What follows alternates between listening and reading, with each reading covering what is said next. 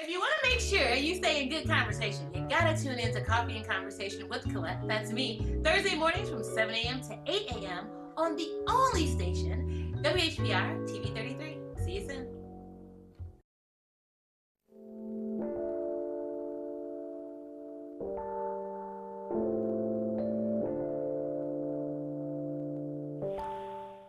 Great, amazing Friday morning to you. A recording. This Such a conference is pleasure to being be with recorded. you today. I am Collette Ramsey, and you are now officially, did you hear what I said? You are officially tuned in to Coffee and Conversation with Collette, and I give my curtsy because that's most important to me, and that is how I greet you.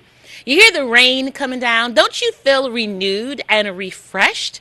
That's how I feel. That's a beautiful sound. And when you're out in it and it's a little crisp and it falls on your skin, don't you feel a rebirth, a regeneration, a vigor that you didn't have before? Now, don't give it twisted. The sun brings out a whole different energy as well, but we got to appreciate the rain. And maybe when we talk about most importantly is the blessing of life on this day to experience whatever the seasons are. So I'm so happy that you have chosen to tune in with us today, whether you are watching us on TV 33 or streaming live or Roku or Comcast. You could have been anywhere this morning, but you are here with us. Just want to give a recap. You know, Friday mornings are extra special to us because, in addition to you, the wonderful company that we keep in our conversation, we have the Son of Man from the New Nation of Islam, who also, he's like that. I feel like, we're on other stations and you're right here. You have your co-host together. He's here with us, and I can't wait until he gives his insight on the topic that we broached yesterday. And I'm going to give you a recap of what we discussed. I shared with you that I was reading some newspaper articles, and one of them suggested that if we, in essence, I'm paraphrasing, if you will, by John Gallagher, a Free Press article, states the business community is suggesting that we not really talk about the anniversary of the riots, Detroit 1967 riots. Yesterday, I was so fortunate to be able to present to you some clips about the overview of the onset of the riots, why it actually started, what it looked like in our community, specifically on 12th and Claremont. We discussed actually that there was a riot prior to that, the riot of 1943, that a lot of individuals did not know about. I was able to give you a clip on that. That's what we do here. You see how you get real creative with you and to be able to put an additional image to the conversation. And so with both of those components in play, I asked you, is that what you believe? If you believe that we should downplay what has happened historically in this city to create a different image, the perception then versus the reality. And I asked us, maybe the truth is that we live in that reality and that it hasn't changed. That what we saw and the reason why we saw it in 1943, and then fast forward 24 years, if you will, 1967, what we saw, the reason for what we saw, there, blatant, in our city, 5 days, and then fast forward to the nation. And we're going to, and you can apply it to any riot that has happened. I can't wait because, of course, it's on a man out of California, LA, the LA riot. We'll be able to talk about that impact. We've seen the documentaries that have been on television about what the riot did to the community, its impact on the community. And I just was thinking, because that's what we do. We address the what? The symptoms, but the truth is the issue. We don't ever want to get so covered with focusing on the symptom that we miss the real issue, the importance of the conversation. And so in that, and thinking about our conversations this morning, I wanted to present it to you as well. Did anyone ever stop and wonder why we were in the riots in the first place? Let me just let that sink in, because if we didn't have the issues which brought about the riots, we wouldn't have this conversation. It wouldn't be important to us to overshadow, maybe push to the side the atrocities that have happened to individuals. And for what? For the gain, for the business of it. And as I presented to you as well, you don't ever hear the Jewish community or anyone telling the Jewish community, don't talk about the Holocaust. Oh, no, no. That just, that just happened. Leave it alone. We're supposed to be over that. We're supposed to be better than that. That's never the conversation. But as it appears and appeals to every component that has happened, riots, who the majority of people are in that who have been fighting back against an injustice to them, then it is causes uproar, and then the challenges or the critiques of the environment, the government, but then it's blaming the people. Did you think about that? So let's talk about what Detroit looked like in 1943 briefly. So in 43, if the young black boys were playing down by Belle Isle and there were some white soldiers, sailors that were down in that area, and an issue ensued with the young black men, which caused the sailors to chase them up into the community to cause havoc and to wreak turmoil. But did you get what happened? And this is from all accounts of the visuals because I wasn't there in 1943. I'm sorry, I can't give a hands on, but again, a response, a reply, because we fought. So it's just like when you're a little kid and someone hits you or starts the trouble with you, all you can do is wait to get home. I'm running home. I'm going to tell my mom and dad, and then they're going to come out in full force. And so that's kind of how I envision that happening, because then the community came out to aid these young men. And then let's add another layer to that. Move a couple years on down. What was happening in 67? There was a blind pig. A police officer then accosted an individual, which caused chaos in the community. Yet again, we are protecting, we're rallying the troops against an atrocity that was presented to us. And then everyone says, well, Collette, it was a little bit more than that. We had the rumblings of the job market. So we had Southerners, black folk, immigrants coming to this city for jobs. Then there was a fight for housing. And so there was this uproar because there was a potential change in the status quo. Folk didn't want to share. People had a problem if you had a job and you were trying to come into their communities, quote unquote, and take their housing stock, taking their good jobs away from them. Because again, the perception was that that's not who we're supposed to be. I believe, or the perception was that we were supposed to just be only good to be in the cotton fields. We were only supposed to be good doing what you told us to do, never living the same American dream as was presented in our Constitution as to what we are supposed to believe in. But then I asked you, didn't you think there was an irony in that?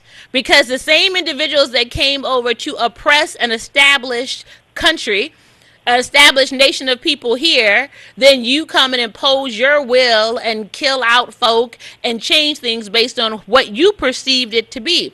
So the perception was that the first people here were savages, didn't know how to dress, didn't look a certain way, didn't wear their hair a certain way, didn't eat the right types of foods. And so you oppress, as the colonizers did, oppress those original people, our ancestry here, and then change the whole form of government to create an ideology that we're all supposed to believe today. But we're still fighting for the same thing. So that was the overview of what I presented yesterday to us, and you all had great feedback, and so I wanted to give an overview, of course, this morning, and to allow Son of Man to gather his thoughts and assessment of the situation, and then he'll be able to chime in. And of course, callers, I see you all as well, as I promised yesterday, to call me first thing, and I will make sure that we infuse you into the conversation. But I don't want to be remiss, because this is our time with the Son of Man, to not allow him to give an opening remark, and then we'll engage us. How does that sound? So, Son of Man, great morning to you. And good morning to you. I have to thank you for what you were sharing with the audience. I have read in the book of Proverbs, the 29th chapter. It says, "He that being often reproved and hardeneth his neck shall suddenly be destroyed, and that destruction shall be without any remedy." That is a good example of Pharaoh. Okay. The next says, "When righteous authority will rejoice, when the wicked careth rule, the people mourn." And that's all the black people doing.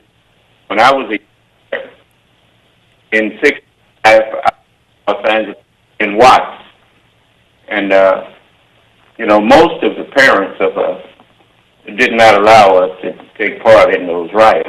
Okay.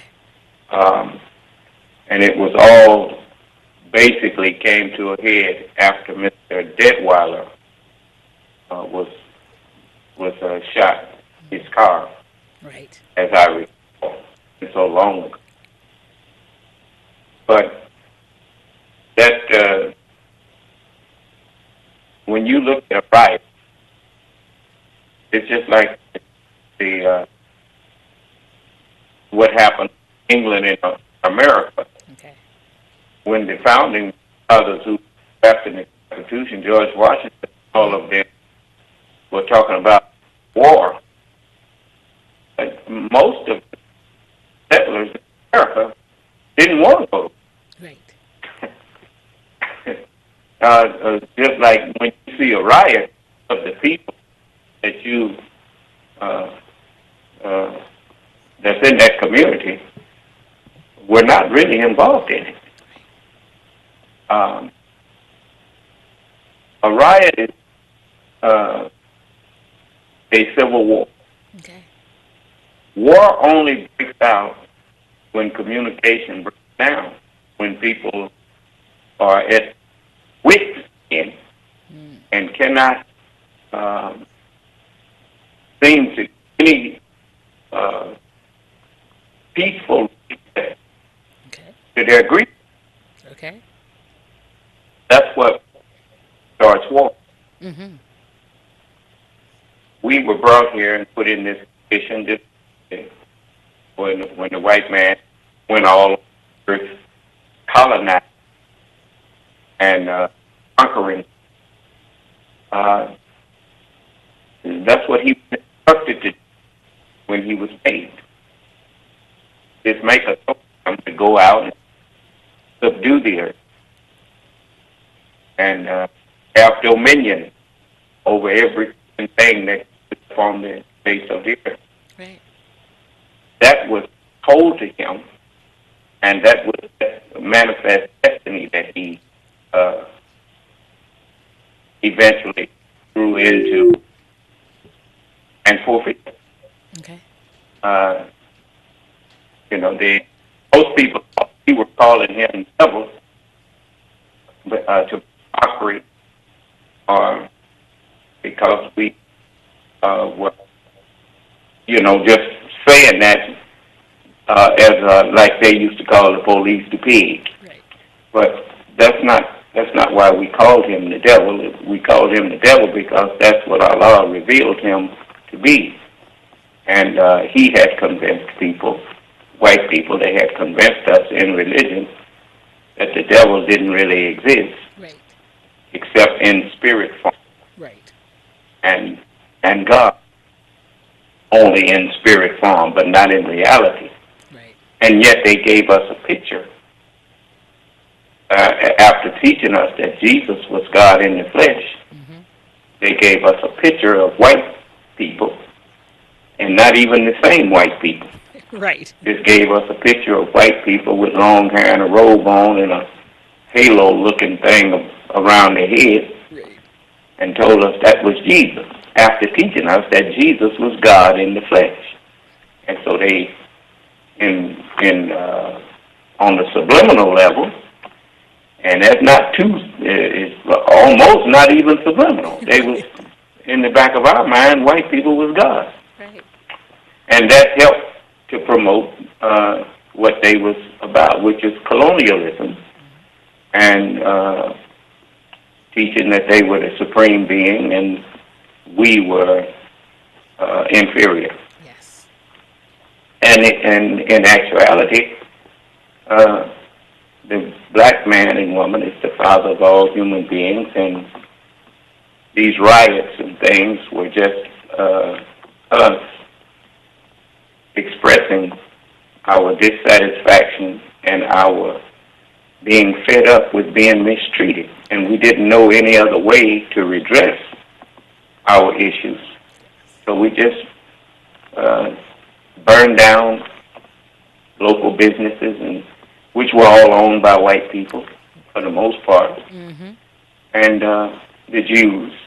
Right. I know in Watts, most of the businesses was owned by Jewish people. Okay. But everybody has seen our condition and never lifted a finger to help us out of it. They just used us. Right. We were, and we still are a total consumer nation of people. Yes.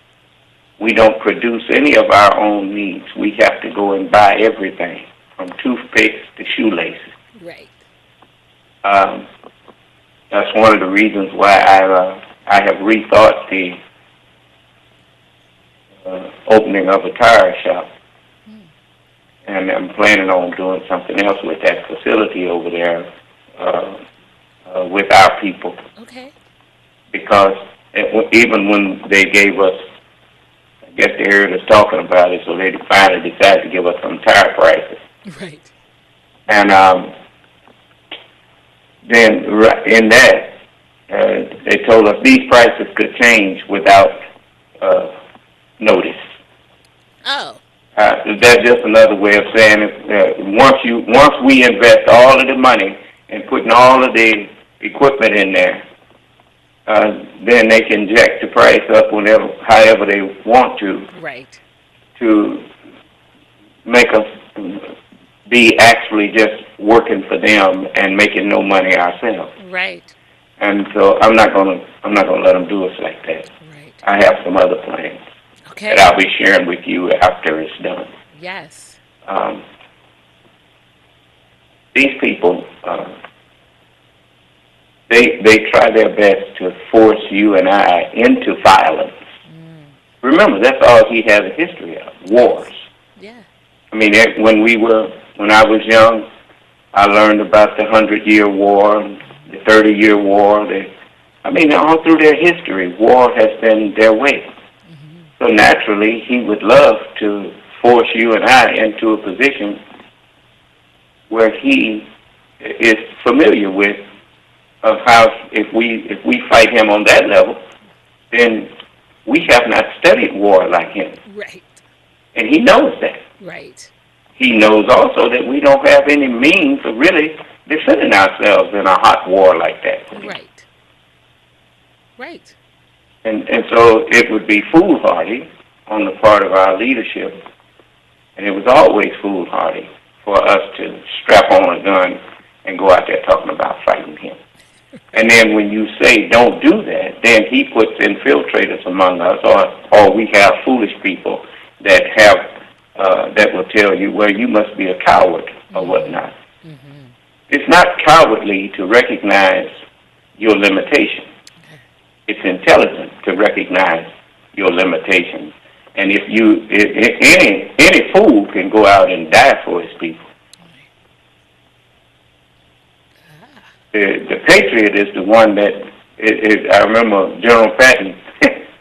General Patton said this about dying for your country. Okay. He said, let's try to see to it that the other one died for his country first. Right. That's right. So I said that makes sense. That makes sense. Right. On the level he was talking on. Yes. Likewise. Yes. It's not. I'm not here to help fight symptoms. Yeah. In medicine they treat symptoms, and that's what keeps medicine in business. I'm not after the doctor and trying to make him look bad or nothing, because that's the way this society is. Right. I'm not here to treat symptoms. I'm here to go to the root of the problem. Yes. And the root of the problem is a wicked mind that has not just gained rulership over those who rule them, but they have transferred that wicked mind into those that they have ruled over. Yes. So we all went through their school system. That's one of the reasons why we have not been able to undo what was done to us. It's because we are being educated by the very people who did it to us. Right.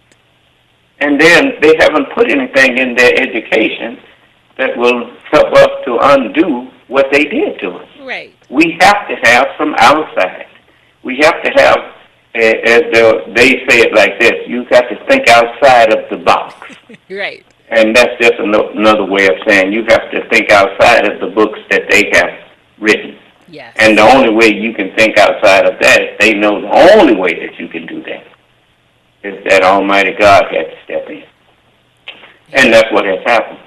Okay. You notice when I'm speaking to you, you never hear me coming to you in the general way that you hear all of these other people who claim to be your leaders. You don't hear me address things the way they do it. Mm-hmm. I'm after removing the corrupt mind that we have and that they have. Right. For as long as we have that corrupt mind, we're going to always have the corrupt deeds and actions that have us all in this terrible condition. So if you really want to change a terrible situation, you have to go to the root of it. Yes.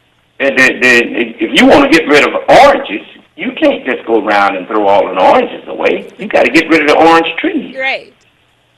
Well, likewise, if you want to get rid of injustice, you have to get to the root of it. And the root of injustice is not white people. The root of injustice is the mind that we put in white people that has now been transferred to everybody else. Ah. As the book says, as in Adam all died. Right. That means everybody misunderstood. Yes. As the book says, the man that wanders out of the way of understanding shall remain in the congregation of the dead. So, because of the way that we have been educated by white people, Mm-hmm. and the way the world has been guided by white people, everybody has misunderstood. We have practiced injustice. We have practiced living wrong. Mm-hmm. Therefore, we have learned to live life wrong. Right. And that's all you can do when you practice wrong. You learn the wrong way. That's right. And do you hear people talking about, I've been doing this all my life, just like eating pig. Right. The man said, well, I've been eating this all my life. And, yeah, well, just because you've been eating it all your life don't mean that it's right. Right. It just simply means you learn to eat the wrong food. Right. And so, likewise, we learned everything but the way of peace. People in this society have no peace nowhere. Even when it's not white people around, there's no peace in the black community. Oh. We don't like to talk about it, but it's the truth. The black community is unsafe.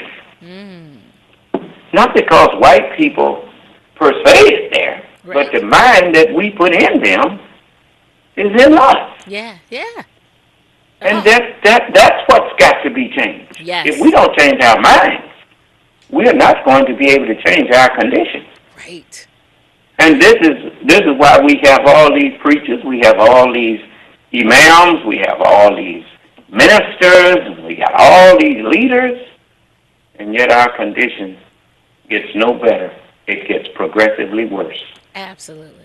Because that which needs to be changed is that which we are actually only making worse, which is the minds of our people. We praise people. Look at the leadership standing up giving each other awards while the black community is just run down in a blighted condition, Yes. poverty-stricken all over America, Yes. and our leaders standing up giving each other awards of recognition and all of this kind of thing. Recognized for what? Right.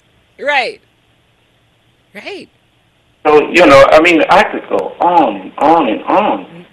But the riots are the expression of ignorance. Yeah. That's all a riot is.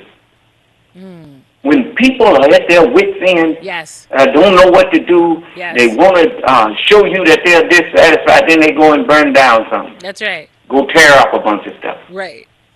Well, son of man, let me do this And if you then, can, if we can stay right there, because you said something, and I want us to really get the full impact of what you just shared with us. I'm going to show us a clip. Son of man just set the tone, and a lot of times, we stay in our space. We're right here talking about metropolitan Detroit, Michigan, what it looks like, but he presented it to us as well. Is that this is a worldwide dynamic. This specifically in the United States, it didn't just happen in LA, it didn't just happen in Detroit.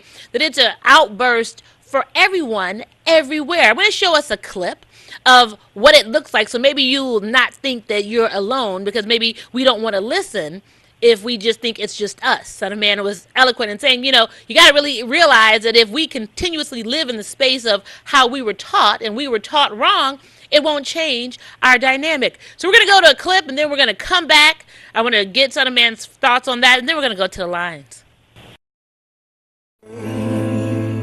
When the glory comes, it will be ours, it will be ours. Oh, one day, when the war is won, we will be sure, we will be sure. Oh, glory, glory, glory, oh, glory, glory. Hands to the heavens, no man, no weapon formed against, yes, glory is destined. Everyday women and men become legends. Sins that go against our skin become blessings. The movement is a rhythm to us. Freedom is like religion to us. Justice is juxtapositioning us. Justice for all just ain't specific enough. One son died, his spirit is revisiting us. True and living in us. Resistance is us. That's why Rosa sat on the bus. That's why we walk through Ferguson with our hands up. When it go down, we woman and man up. They say stay down, and we stand up. Shots be on the ground, the camera panned up. King pointed to the mountaintop, and we ran up. One day, when the glory comes, it will be ours, it will be ours. Oh, one day, when the war is won, we will be sure, we will be sure. Oh, glory, glory, glory, glory. Now the war is not over, victory isn't won, but we'll fight on to the finish, and then when it's all done, we'll cry glory, oh glory, oh,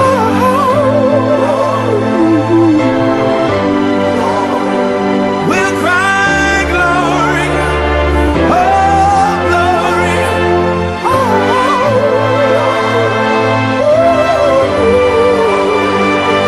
Selma is now for every man, woman, and child. Even Jesus got his crown in front of a crowd. They march with the torch, we gon' run with it now. Never look back, we done gone hundreds of miles. From dark roads, heroes, to become a hero. Facing the League of Justice, his power was the people. Enemy is lethal, a king became regal. Saw the face of Jim Crow under a bald ego. The biggest weapon is to stay peaceful. We sing, our music is the cuts that we bleed through. Somewhere in the dream we had an epiphany. Now we right the wrongs in history. No one can win a war individually. It take the wisdom of the elders and young people's energy. Welcome to the story we call victory. The coming of the Lord, my eyes have seen the glory. one day, when the glory comes, it will be ours, it will be ours. Oh, one day, when the war is won, we will be sure, we will be sure. Oh, glory, oh, oh,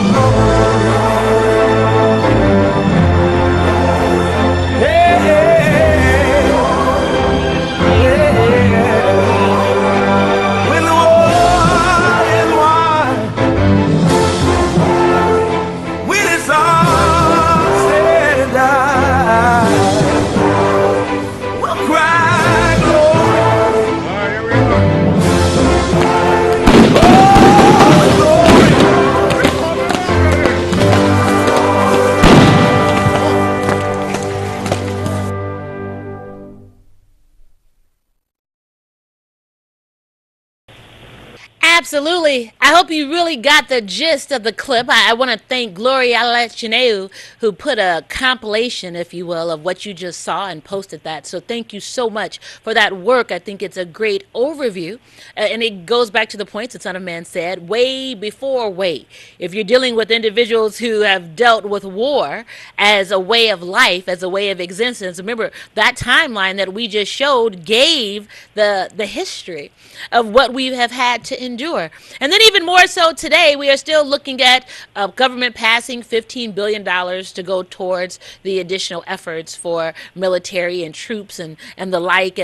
But I don't want us to miss his bigger point, and that's really the reality of our minds. And realizing, again, what we say here, perception for me versus the reality. The reality is that you have to understand where you are, what you've been taught. If what you've been taught has been correct for you, as we clearly see it has not worked to the advantageousness, the advantage of us as black people in America, we should be doing something different. We should be following someone different. We should be looking to leadership, different leadership. If, again, you all saw the timelines, this is the same conversations that we have been having. This didn't just start in 1943. It didn't just start in 1967. It didn't. Do you all get what we're saying? We've given you an overview to be able to say, guess what? Our condition has not changed. And so what is the definition of insanity? Consistently doing the same thing and expecting a different result. I'm just asking. And so the man laid it out there. I think that the clip gave us a great overview of just putting it in truth, not perception. It's truth. That's reality. You saw the footage. You understand what our history has actually been, and it hasn't changed even up to today. To his point of we are having these award ceremonies. Absolutely. We'll get together and do a great dinner, and everybody dresses up, and we're so excited, and we're still living in despair. Stop it. That's what I'm saying. Son of Man, thank you so much for that overview. If you like, let's go to the line, shall we? Okay. All right. Thanks for your patience. Great morning to you. How you doing today? Oh, we're great. How are you? Thank you. All right. First, I'd give a shout out to TV33. Okay. RJ Watkins. Sure. Miss Collette. Thank you. Mama Ramsey. Thank you. Rest in peace, J.D. Hill. Yes. Lofa Coleman Young.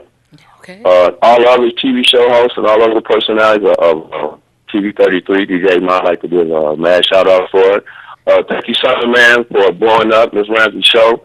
We appreciate your viewpoint. Going to the point of the topic of your show, City of Detroit, 1967 till today. Miss Collette, Yes. you want to know one of the things in my life that I did not know about? What? My grandma, my father's mom, she grew up off of Pingree and Linwood. Okay. And as a kid from northwest Detroit, I used to catch the bus to the inner city. Okay. And then when I used to go to the house, this is like early 70s. It used to be an abandoned, like a park with just nothing but gravel on the ground. Like, you know, you usually see park with trees Sure. or grass. It didn't have nothing but like rocks and like a little table in the middle. And every summer, the City of Detroit Secret Program used to give kids, free lunches, right? Right. It wasn't until 3 years ago that I realized that that abandoned lot was the first area of the riots. Yeah, I knew you were going somewhere. I didn't with know that. that. I didn't know my grandma stayed right around the block from Reverend C. Franklin's church. Yeah. Okay? Yeah.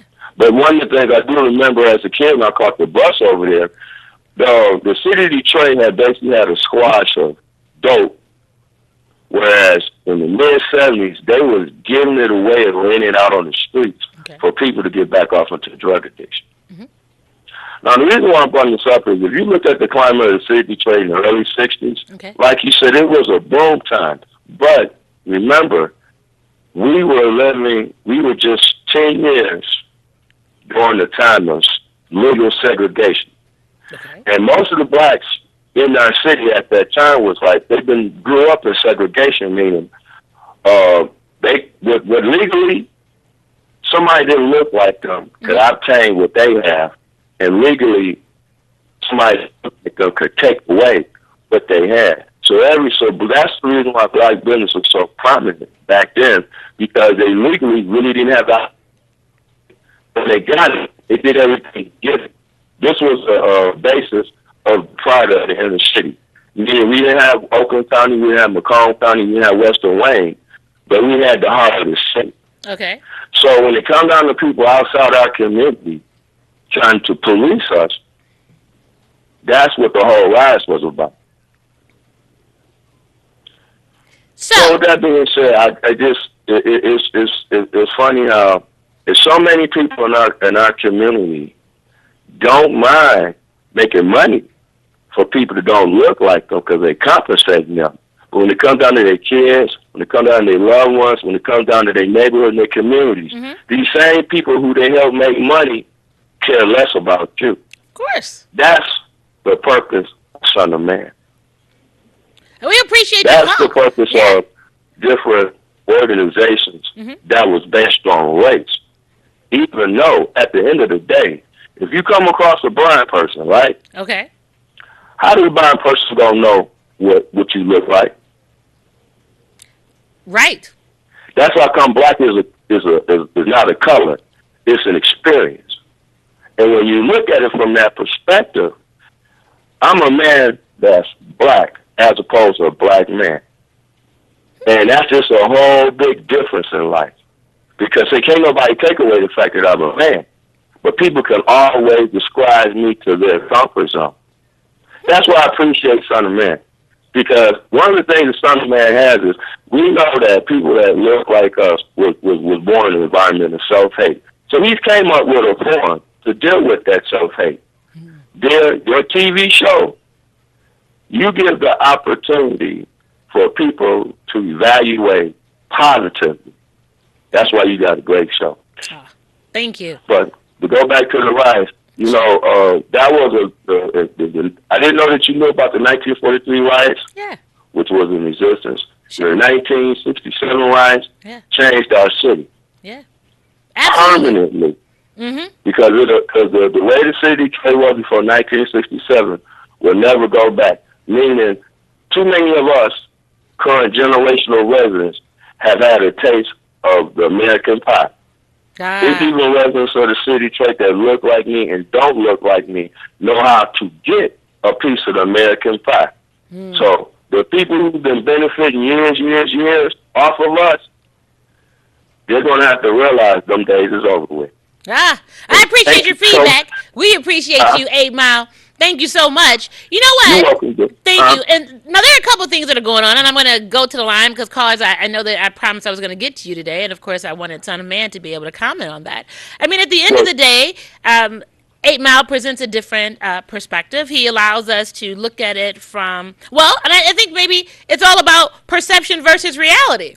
Because at the end of the day, if it's about how he views it and presents it of how we see ourselves, I think it goes back to what Son of Man has been saying, is that if we only go by what we were taught, and that is what they believe, how then can we make it better for us? Because their ideology isn't to make it better for us. It's to make it better for them. And if all the businesses that were destroyed in all of our communities during all these time frames outside of Tulsa, Oklahoma, but if the majority of all the other businesses were people who didn't look like us, how is it benefiting us? It wasn't benefiting us, Son of Man. Well, I want to say to the young brother. Okay. You notice you still want the American pie, as you say. That's what I was saying earlier. We'll never be as long as we have the white people save us.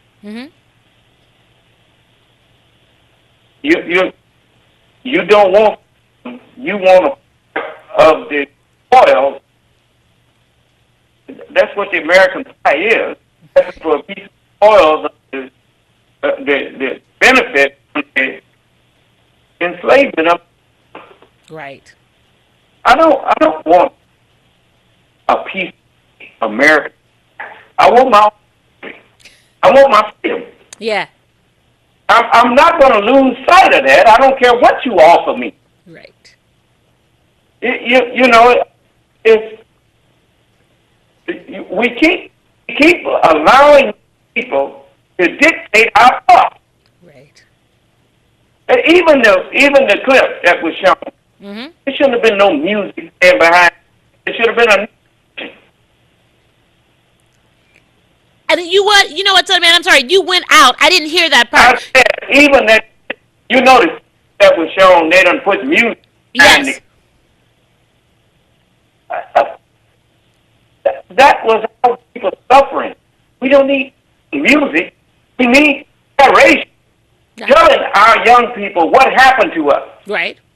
The reason you study things like that is so that you can make sure it don't happen again. Mm-hmm.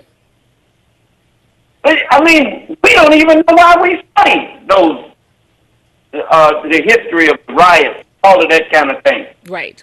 It's like, I'm not interested in going on a sightseeing tour about what used to be here before riot and all that. That's not important. Okay. What's important is what has changed for us since the riot. Nothing. Right. Nothing changed Right. except that we got worse. Yeah. In our mind, we are still looking to this man to guide us. Yes. We still looking to their school system to fix what's wrong with us. Yes. We still look to leaders that they put on that. Make no mistake. Ain't no black leader that the news media put up in. Ain't now gonna fit the lead. Right. They wouldn't put them up there if they couldn't deal with it. Right. You notice. Yes. You see all these during Black History Month. You see them. They Malcolm. They give you Martin. They give you all of these people. They don't even remind you of Marcus Garvey. Right. Nor do they bring up Noble Drew Ali. Right. And they sure will not bring up the Honorable Elijah Muhammad. Right. Right. And you know, I have to tell you again, young brother, you don't have the leader that has up in front of the whole world and shut off before I got. You don't get no white accusing me of anything. Okay. And you don't hear me backing up off telling them that they the devil. Right. Right. I just know the whole story. I know all of it. Right. I'm not here to complain of what's wrong with the black community. I'm here to fix. Okay. And if you would quit this, look, man, we talk and do nothing. Right. And that's the kind of leadership we have. We have a bunch of talkers who got a lot of ideas and no proof that those ideas are worth anything. Right. Anybody can come up and give their opinion about what black people should and should not do. Right. And if that's all you want for leadership, somebody with an opinion, well, you go ahead. But don't tell me I'm giving you a view. I'm not giving you a view. Right. I'm giving you the solution to our problem. Okay. Yeah. Not only am I giving you the solution, I am the solution. Okay. Because the first thing you need when you doing anything is not to be distracted by people accusing you of being something else. Right. You don't hear no white folks or nobody else come and confront me, accusing me of anything. Mm-hmm. How in the world if you game, man, and you always playing defense, how in the world you gonna ever score if you always playing defense?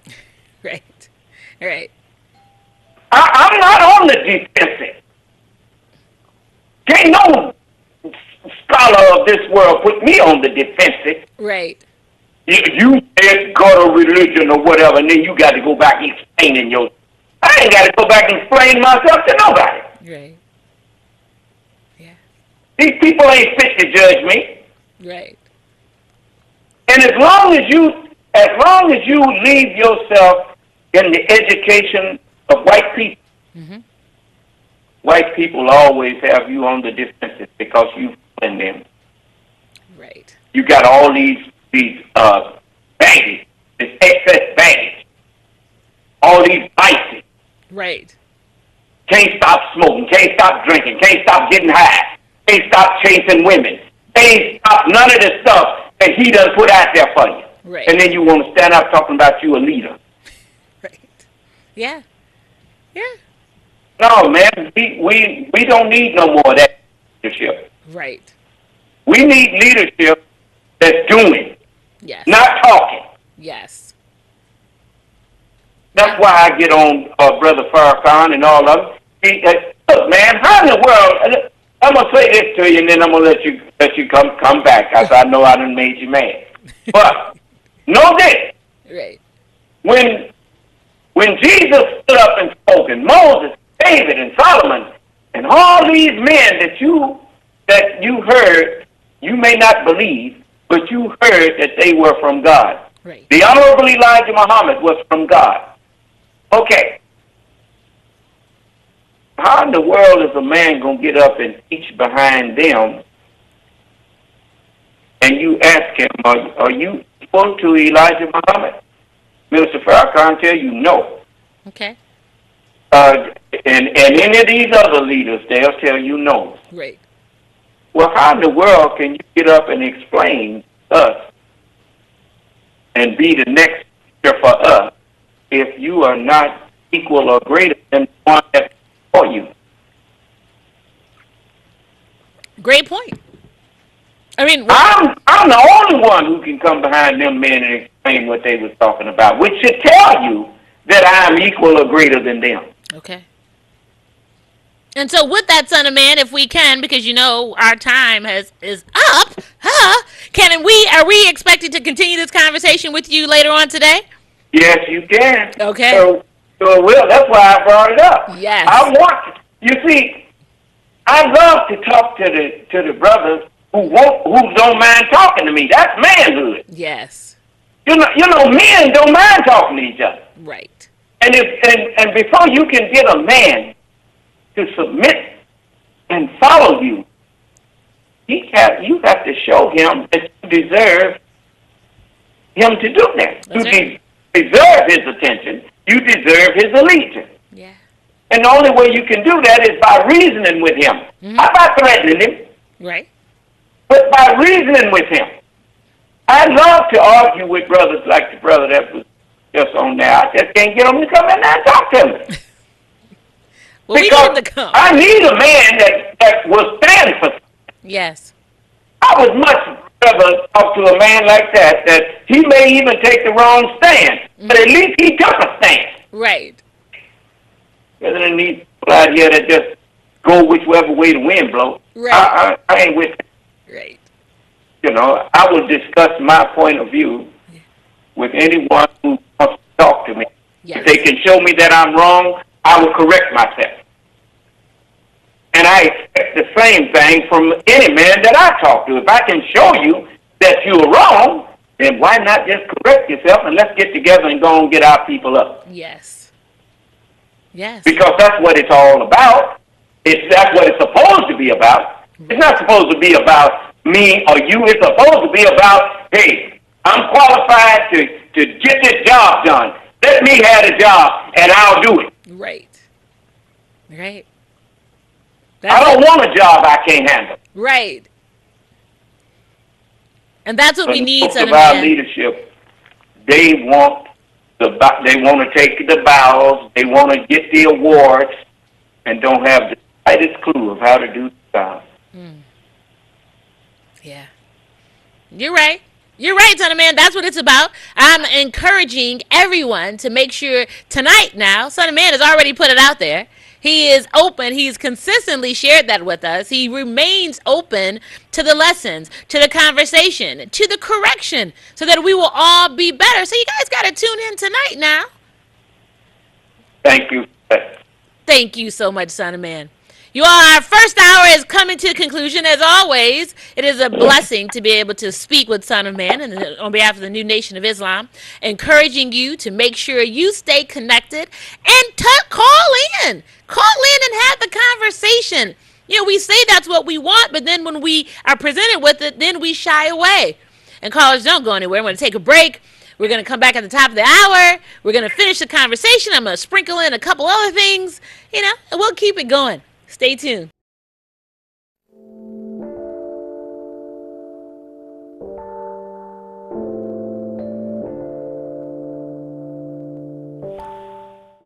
If you want to make sure you stay in good conversation, you gotta tune in to Coffee and Conversation with Collette. That's me. Thursday mornings from 7 a.m. to 8 a.m. on the only station, WHBR TV 33. See you soon.